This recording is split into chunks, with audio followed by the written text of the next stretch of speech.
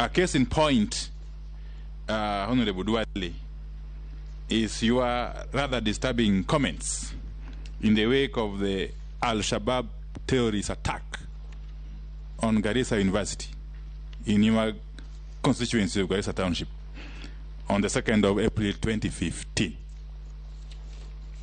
You are reported to have undertaken to name all those who are responsible for the financing of the Al-Shabaab terrorists. Indeed, you gave yourself 30 days.